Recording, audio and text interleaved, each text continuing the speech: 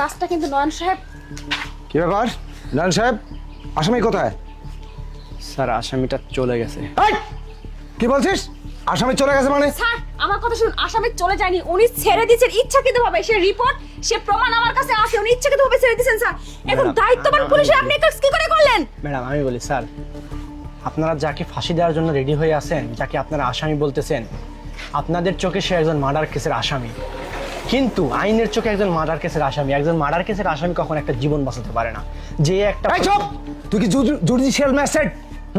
তুই সাজেশন দিচ্ছিস আমাকে? স্যার, এই একজন ফাঁসির আসামি, তার পক্ষে রায় ঘোষণা হয়েছে, তাকে দিন ধার্য করা হয়েছে কোন দিন কোন সময় তার ফাঁসি হবে, আর সেই আসামিকে তুই ছেড়ে দিয়ে আমাকে উপদেশ দিচ্ছিস, আইন শেখাচ্ছিস আমাকে? Sir, you are suspended.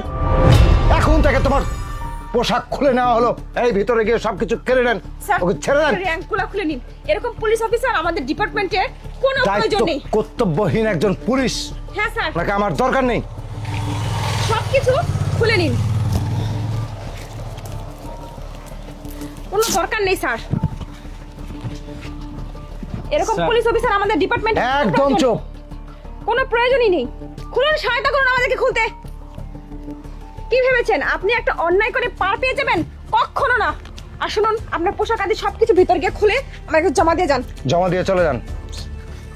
খবরদার, পাল্টা রিয়াকশন নিতে বাধ্য হব, কিন্তু ফাঁসির আসামিকে ছেড়ে দিয়ে আমাকে বোঝানো হচ্ছে। আপনার মতো পুলিশ অফিসার আমাদের ডিপার্টমেন্টের জন্য কলঙ্ক। পোশাকটা জমা দিয়ে ইউ ক্যান গো নাও।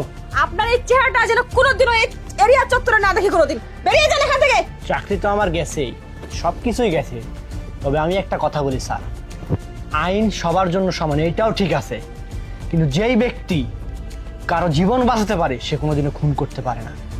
একটু আইনের চোখটা বাদ দিয়ে মানবতার চোখ দিয়ে দেখবেন। স্যার আপনাকে আইন আপনি শেখাচ্ছে। বুঝতে এই বিচারটা করার অধিকার আমাদের নেই, এটা বিচার আমার- করবে মহামান্য আদালত, তার উপরে কথা বলার এখতিয়ার আমাদের নেই। You can go now.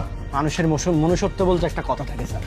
Sir এসব পুলিশ অফিসারের জন্য না আমাদের ডিপার্টমেন্টে এত বদনাম হয়। ওকে ঘাড় ধাক্কাতে বের করে দিয়েছেন, খুব ভালো করছেন। আইনের প্রতি কোনো শ্রদ্ধাই নেই। হ্যাঁ। চলো।